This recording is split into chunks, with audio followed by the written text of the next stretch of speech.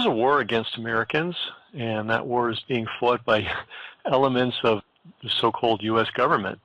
Not all of the government, because we certainly need government. We need roads. We need fire suppression. We need people to make sure that food is not adulterated and poisoned. There's all kinds of things we need from the government. So I don't think any thinking person is purely anti-government, but we are against anti-abusive government, of which there is quite a bit. And there's a war against average Americans, and that's just a fact, I think. It's hard to deny when you look at how things are going in this country and have been for many, many years. And we're going to talk a little bit about war. There's a funny scene in the movie Forrest Gump where Forrest is in Vietnam, and he's just arrived with his unit, and he says his lieutenant, and he salutes him, and his lieutenant says, "Put your hand down, don't salute me." Why? Because he was afraid of getting hit by a sniper.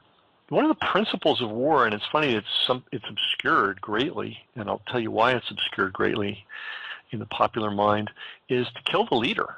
Resources are not infinite, and if there are 100 people and you've only got one bullet, the thing to do is find the leader and shoot him. And I think the reason that this simple principle is not taught or promulgated in history lessons is that we would then look at the assassination of Robert Kennedy and John F. Kennedy and Martin Luther King and Thomas Merton and Fred Hampton and on and on and on it goes. People who were positive leaders in this country have a tendency to end up with bullets in the back of their head. That's just American history. There's no denying it. And somehow the crooks managed to live long life and die in their beds. George Bush Sr., for example. But there's another kind of assassination that goes on, and that's the assassination of people's reputation. So if somebody is a leader, short of killing him, you can besmirch his character and his reputation unfairly, unjustly, and without any facts. And what I'm going to talk about on this call, this Brass Check podcast, is the systematic besmirching of a great American who happened to have been born today. His name was Louis Armstrong.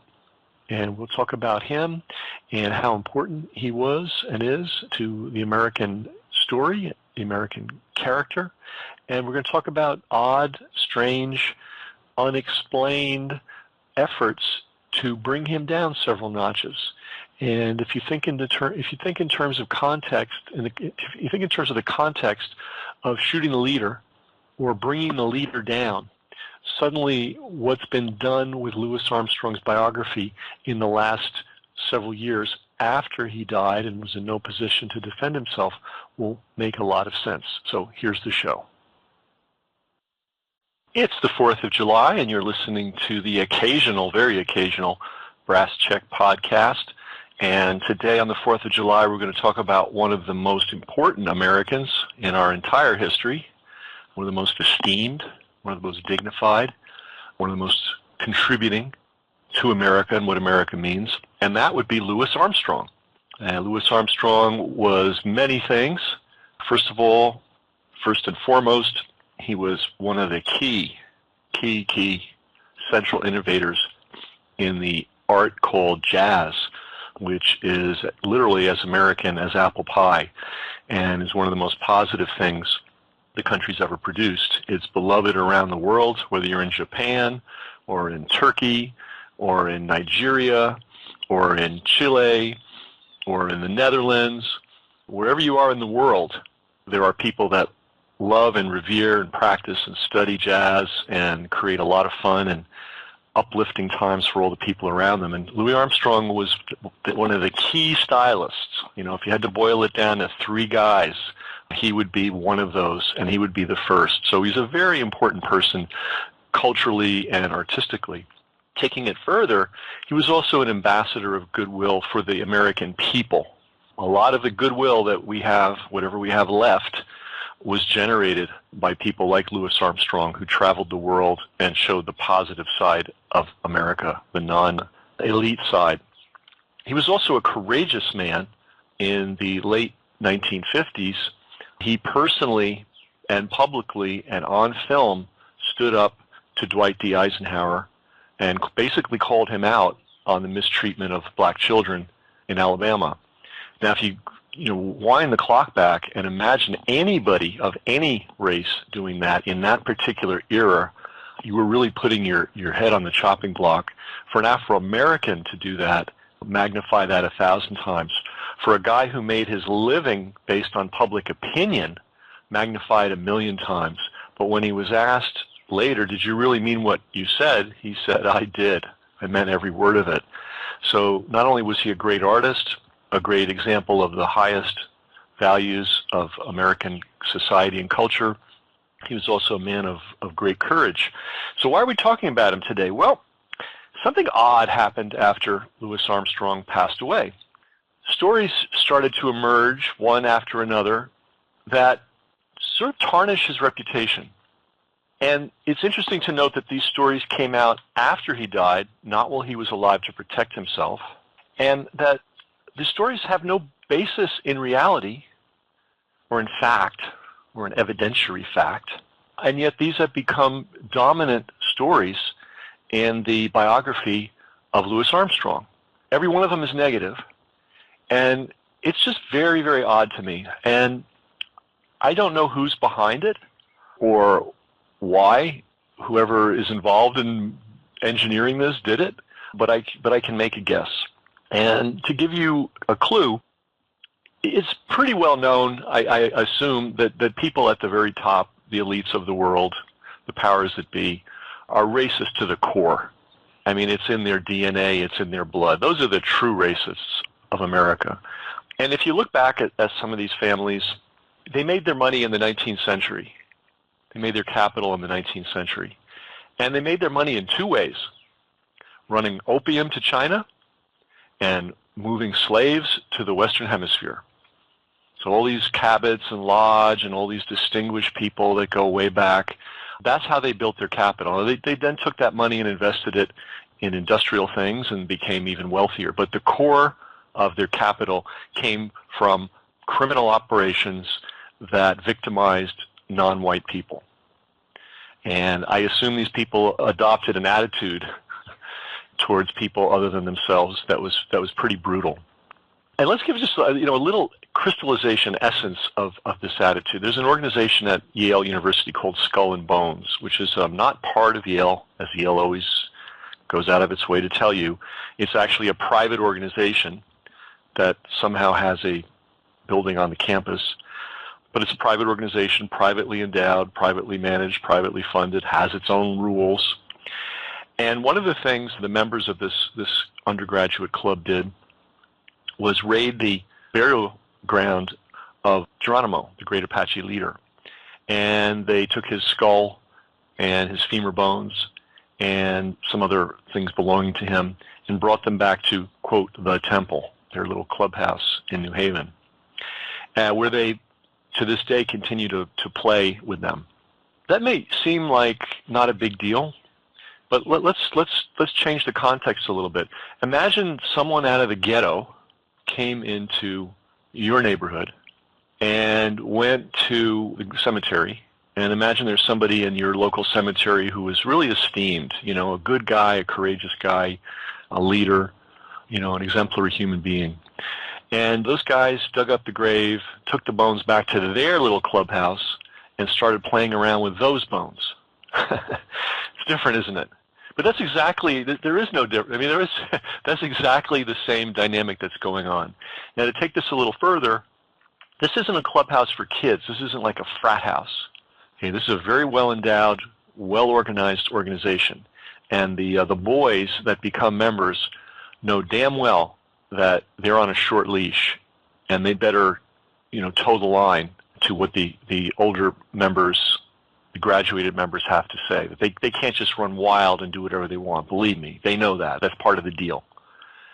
So the fact that this was allowed to happen in the first place, and that it's allowed to persist for all these years later, is indicative of the attitudes of the people that come out of organizations like Skull and Bones towards anyone who's not, white Anglo-Saxon Protestant. They are kind of people. So this kind of racism, I mean, it's infused in the Pentagon, it's infused in all the intelligence agencies, because all those organizations, they're just lapdogs for the people with power. And the people with power want to make sure the people that bust heads for them have the same essential attitudes that they have. So there is a tremendous amount of institutional ingrained racism amongst the powers that be that extends to all the intelligence agencies and all the people that are involved in trying to control the American population. So let's have that as a background. So now let's go back and look at Louis Armstrong. One of the other things that made Louis Armstrong so extraordinary is he grew up under the most difficult, impoverished urban poverty situation imaginable. If you go back and read what cities were like in the United States at the turn of the century, and I had older relatives that could tell me firsthand, just can't imagine how bad they were. And to be dirt poor in a scenario like that, and to be the wrong color in a blatantly racist city, tough times, really, really tough times. He had no advantages of any kind other than the culture of his neighborhood and his family, and education minimal, and anything that we would consider contributing to the development of a young person minimal. And yet out of that he became this, not just a great artist, but a phenomenal artist for the ages. So he is a sort of a shining beacon of human potential, and he's an Afro-American. So it's so interesting to me that after he died, stories started circulating about him that became literal part of his biography. And none of these facts, these so-called facts, were ever brought out or discovered while he was still alive. If he was alive, he would have had a chance to defend himself. Not being alive, what can he do? Not much. So, first myth, and this seems like an innocuous one, but he always said that he was born on July 4th, 1900. Now, obviously nobody remembers being born, and I certainly don't, and I certainly didn't mark it on my calendar when I wasn't in a state to do that. Nobody is. So you kind of have to depend on the people around you to give you the information on when you were born, right? We all have to do that. That's not unique to Louis Armstrong. It's not unique to Afro-Americans. Everybody's got to count on the adults that were around when he was born to tell him when he was born. Now, his mom always said he was a firecracker baby. Well, when do people light off firecrackers? And I guarantee in 1900 New Orleans, people weren't willy-nilly spending money on firecrackers because nobody had any money. So if they were lighting them off, it was probably right on the 4th of July. So his mom said he was a firecracker baby. When he signed up for the draft, he registered for the draft. When he was 18, they asked him when his birthday was. And on this formal government document, he put July 4th, 1900. It's kind of cool. It's kind of cool that Louis Armstrong, this great American, this great exemplar of positivity, was born on July 4th, 1900. It's just amazing. So after he died, some scholar came along and said, oh, no, that's bullshit. He wasn't born then. He was really born on August 4th. I forget the year, 1901. And that became doctrine. Doctrine was, that was just some showbiz nonsense, and Louis didn't know what he was talking about, and, he really wasn't born on the 4th of July. He wasn't born on America's most important holiday. He was just born on some other day in the summer. And it's gotten such that there's even a major conference on Louis Armstrong held in New Orleans that's held in August instead of the correct date, which is July 4th. So what is the evidence that he was born on any date other than July 4th? What's the evidence, right? Evidence. How about some evidence? Well, the evidence is thinner than thin. It's literally a undistinguished, undifferentiated scrap of paper that has his name, and then in French Creole, Black Infant, and then the date August 4th, 1901. And the idea is, he was baptized. And this is his baptismal record, and obviously he couldn't have been born in the date he said, because this scrap of paper out of the blue is gospel. Well, here's some reality. The church where this document was supposedly found is in a very solidly middle-class white neighborhood that's been that way since the beginning of time. Louis Armstrong was born way on the wrong side of the tracks on a whole other part of town in a largely Afro-American and immigrant neighborhood. Okay? So it would be like Mike Tyson, who was born in a rough part of Brooklyn, suddenly somehow getting baptized in St. Patrick's Cathedral in Midtown. It doesn't happen. That's item number one. Number two, if Louis Armstrong were baptized as a Catholic, the Catholic Church, especially in New Orleans, is very good at keeping formal, and I will put that in, underline it, bold letters, formal records of who was baptized. Not a scrap of paper, an actual baptismal certificate, and also a backup in a ledger. So there would have been two things. There would have been a ledger. There should be a ledger from that church that shows when he was baptized, if he was baptized there. And there should be a formal baptismal certificate with all the gilt lettering and the seal and the signature of the pastor and the whole shebang. There is no such thing.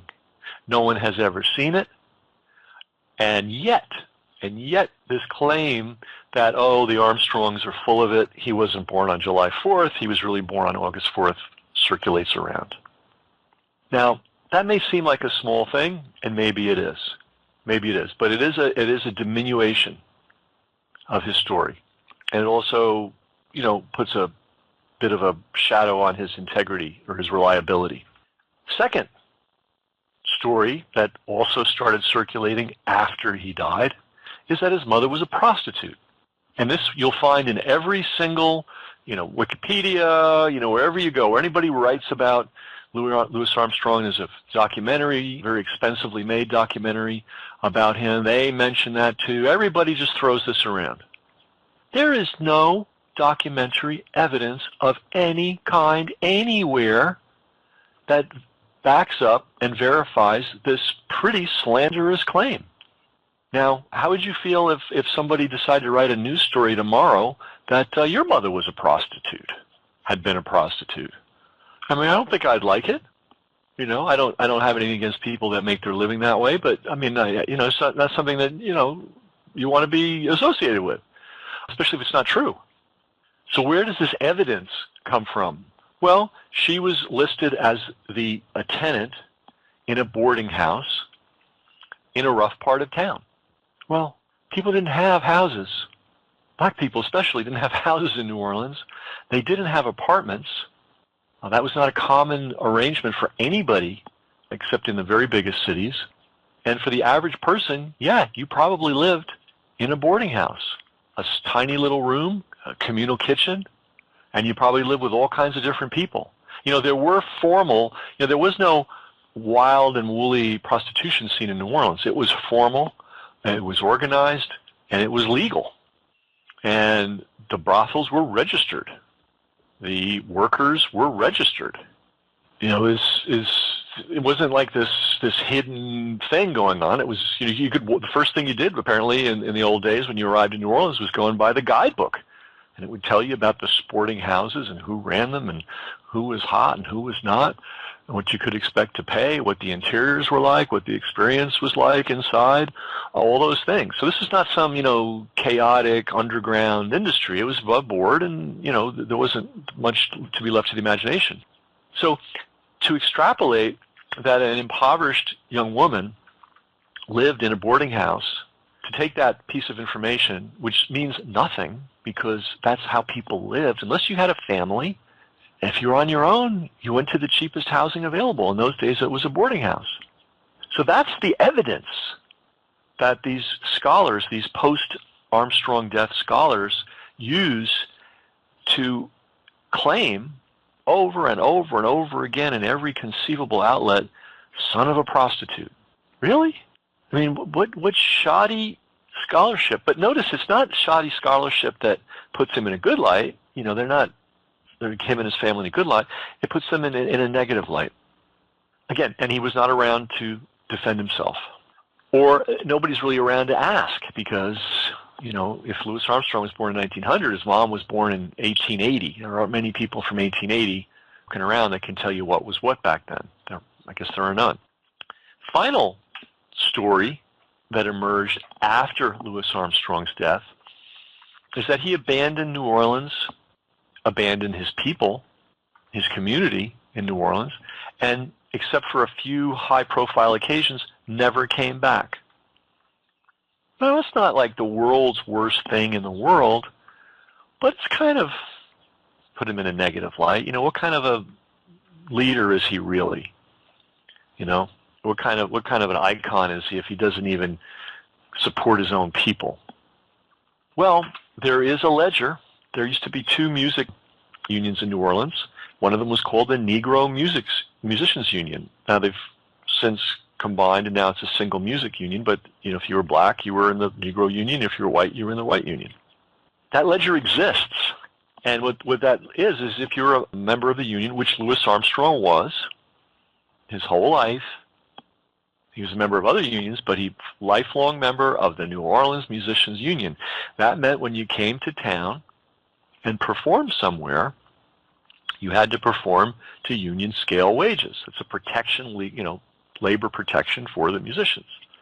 And not only that, but your performance, where and when you performed, is put in the ledger. That ledger book exists. Al Jackson, who is the director of a little museum, great museum in New Orleans called Tremaine's Petite Jazz Museum, Tremaine's Petite Jazz Museum, has the ledger. And you can go through it and see that Louis Armstrong came back to New Orleans dozens of times. And he doesn't have all the ledgers either, right? So he only has the ledgers from a certain block of time. But in that one relatively limited block of time, and I don't have the numbers handy, but I think it was about 14 times, Louis Armstrong came back to New Orleans and performed. Now, because New Orleans was segregated, and because black and white people were legally prohibited from occupying the same room while music was being performed, let me repeat that, as late as the 1950s, it was a jailable offense for a black person and a white person to occupy the same room while live music was being performed. And if anybody knows who Dr. John is, that great iconic New Orleans musician, do a little search on YouTube, he'll tell you. There was a club called the Dewdrop Inn, which was a black-owned club, black-operated, and the owner just ignored that rule. And if white people wanted to come and enjoy the music, they were welcome. If a young white kid wanted to get up on stage and play, that would have been Dr. John. He was welcome, and the police would come. Everybody would be handcuffed, taken off to jail. And this routine went on and on and on for years, but they wouldn't stand down. So my point is, Louis Armstrong came. He did not abandon his hometown. He did not abandon his community. He came back frequently, and he performed at the place where he was welcome, which was black clubs, black-only clubs, which were enforced by law. It wasn't like black people were saying, well, no white people can come in here. No, the sheriff would show up and take you to jail if you were in the wrong club. So he came back to the club. So it is a falsehood, an absolute, that one's 100% documented, falsehood that Louis Armstrong abandoned his community in New Orleans. It is not proven by any stretch of the most flimsy imagination that Louis Armstrong's mother was a prostitute. There is no documentary evidence whatsoever that he was not born on July 4th. Doesn't exist. And believe me, a lot of scholars, a lot of serious scholars have asked to see it, and none of them have seen it. They've only seen this literally it's a scrap of paper, not official paper. It's handwritten. It's scrawled on there. That's the evidence they're using that he's wrong about his birth date. So, things that are not known about Louis Armstrong, one of them I mentioned is that he stood up to Eisenhower. Now, why isn't that the dominant story about Louis Armstrong? Here's a man that not only was a great artist and a great entertainer, but had the courage to stand up to something that was wrong and take whatever consequences came his way. And there were consequences for him. He had gigs canceled. He had death threats. It wasn't a free ride. There were newspaper editorials all over the United States denouncing him for daring to speak up. So why isn't that the dominant secondary story? So we have the primary story, great musician. The other side, the powers that be, the social engineers, I think have decided that Louis Armstrong is not allowed to be elevated too high. So we're going to knock him down. We're going to say, his birthday? Not really July 4th. His mother? Prostitute. His connection to his community? Tenuous, because he never even came back. All lies. Why isn't the real story about Louis Armstrong that he stood up to Eisenhower at the depths of that Cold War conformist madness of the 1950s? He knew what he was doing, and he didn't backpedal one bit. He had a chance to. He had a chance to say, oh, I was speaking out of turn. He had a chance to apologize. He had a chance to say, I didn't really mean what I said. How many times have you seen somebody say something true and then get in front of a new TV camera and a celebrity, and then sheepishly explain what he said? Armstrong was real clear. That's what I said, and that's what I meant. Why isn't that the dominant myth of Louis Armstrong? Another thing not well known about Louis Armstrong is that he was a huge funder of the civil rights movement in the 60s. And he did it privately. And he did it privately because he was concerned for his physical safety. He saw what happened when he was outspoken. He got real threats. He grew up in an environment where he knows that there are people out there capable of acting on those threats. And he decided he's going to help, but he's going to do it privately. It's just he doesn't, people don't have to be a hero 24 hours a day, 7 days a week, 365 days a year. He was a major funder of the civil rights movement in the United States. Where do you think all that money came from?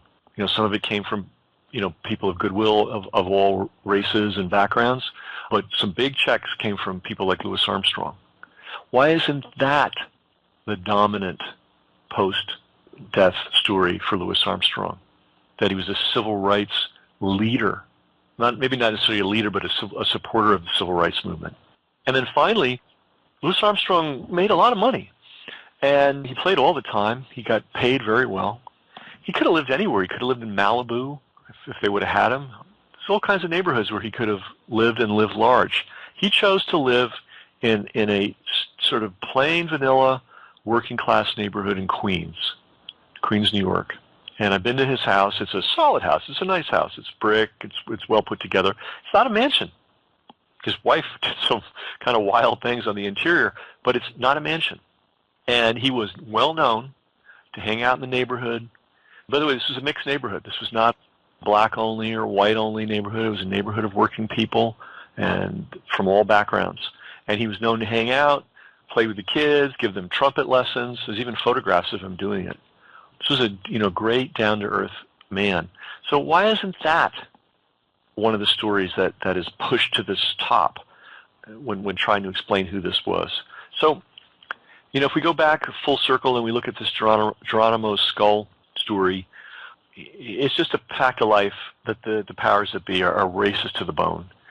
And they're that way to cover their own historical tracks, because if we really looked at how they made their money, they were nothing short than monsters. If we look at how they're making their money now by basically ramping up the arms industry in the United States and skimming off the top and then creating all these boogeymen in the Middle East and then raining down, just death and destruction on civilians all over the Middle East, it's just a different version of the same game. And I don't think it's a coincidence that after Louis Armstrong died, this central, important beacon of all that's decent and good about America has had his biography twisted and distorted and perverted in the absence of any legitimate documentary evidence. So you now know something about Louis Armstrong you didn't know. In all likelihood, he was born on or around July 4th. He was a firecracker baby. There was no evidence that his mother was a prostitute. And he stuck with his community and his people and his neighborhood and his city till the end. He was a courageous man that stood up against the powers that be, being willing to take the consequences of that. He was a major funder of the civil rights movement in the United States.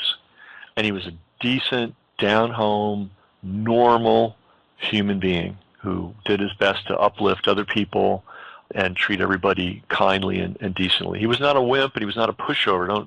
Don't think that. But he was kind to the weak and the young and the old. And by every account, this was not only a superstar entertainer, but also a very fine human being. So something to think about on July 4th. We, as Americans, should be proud to count Louis Armstrong as one of our own and one of our great examples of how to live an American life. And that's the Brass Check Podcast.